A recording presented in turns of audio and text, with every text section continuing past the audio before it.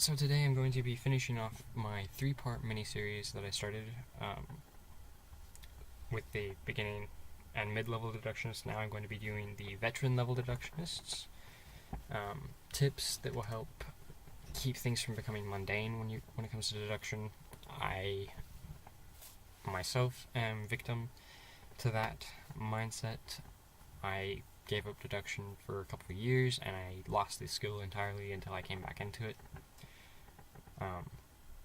So just because you're a veteran deductionist does not mean you're immune to this, to going downhill on this uphill slope of training that deductionists are required to commit to. So these are just a few tips that I find will help keep things fresh, keep things interesting, prevent things from becoming mundane when it comes to deduction. The first tip being to move things around in your environment.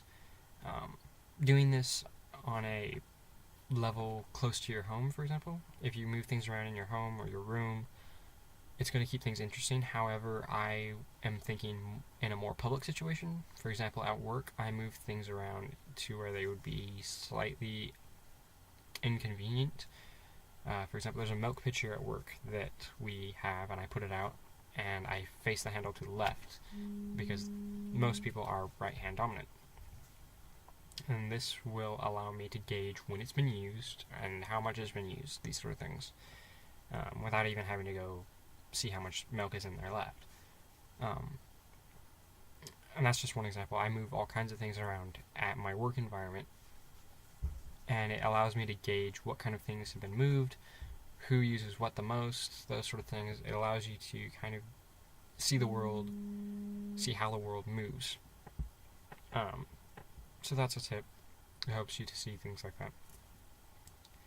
that. Deduce people you already know. Now, a lot of people will think that deducing someone you already know is easy, so they may think that this tip is unnecessary. However, you'd actually be surprised to find that the opposite is true. When you know someone well, you know their habits already. There's less to deduce because you already have the answers to a lot of the common things that you could deduce, any surface level deductions that you could deduce. So when you force yourself to make deductions about someone you know, it forces you to make more intimate deductions or deductions that are below the surface, harder to find, harder to observe. It teaches you to look for breaks in habits, things like that. Now, another tip that I employ a lot in myself is to study specific subjects. So, for example, I conducted, I'm still conducting, the study of art that I did, and it opened up another field of deduction to me. In a similar way that if you were to study medicine, it would open up a new field that you could apply deduction to.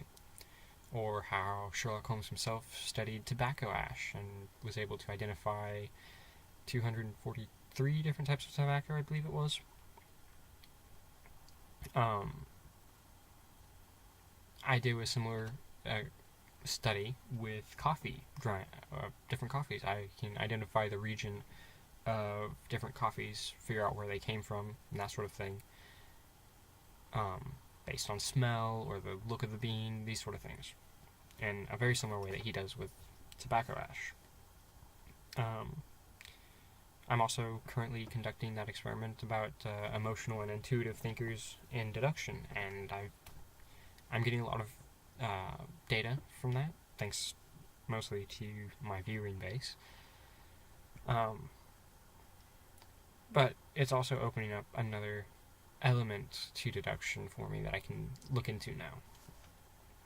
And going along with that is conducting experiments. So if you have a question that you're not sure about, if you want to see what kind of a substance would leave what kind of mark on a person, you can conduct an experiment on yourself or on others that will allow you to, if you do conduct an experiment on others, I recommend you get their consent first, by the way. Anyway, conducting experiments will allow you to see things, will teach you how to look for different things in other people. And then that's deduce yourself as well. when you make deductions about yourself, when you make a change in your lifestyle or whatever the case may be, it will teach you, if you learn to observe that in yourself, it will teach you to look for it and see it in other people as well. And then a few deduction exercises that I employ myself are to use your non-dominant hand. This forces your mind to adapt to the inconvenience of using your non-dominant hand. It forces you to focus a little bit more, and it forces your mind to act higher cognitively. Side note on this is the whole left side, right side of your brain controls what side of the body. That's totally false. As is the whole, you only use 10% of your mind. Those are both myths. They're not true. Everyone uses different portions of their brain equally. That's a whole huge myth. Keeping track of the exact time. I mentioned this in one of my first tip videos. For example, it is 3:09 right now. If I was to round the time to 3:10 or just 3 o'clock, that's allowing my mind to make a shortcut. And in deduction, you want to avoid shortcuts as much as possible.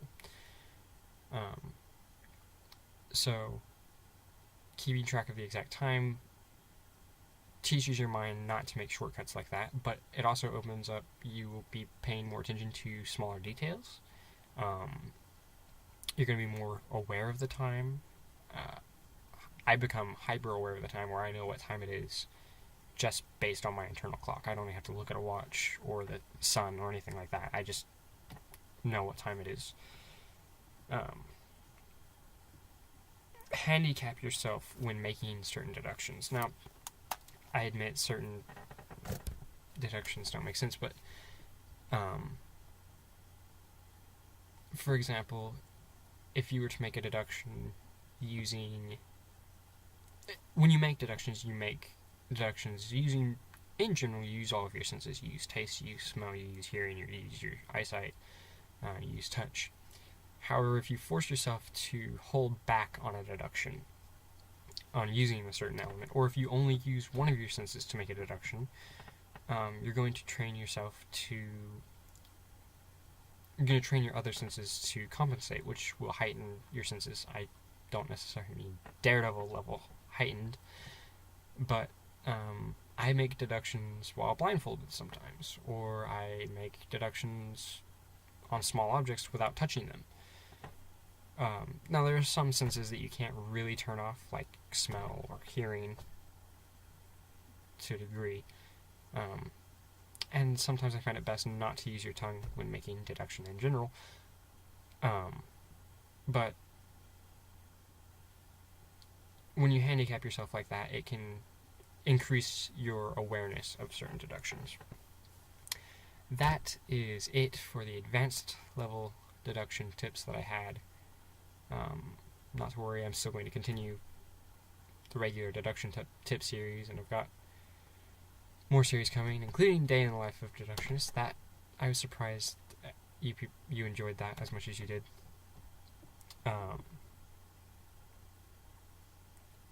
So, I have plenty of other things coming on the way. It's just been busy. October is a busy month as well. With that said, it is now the 9-minute mark, so I'm going to end this video, and I'll see you again later. Enjoy and have a good day.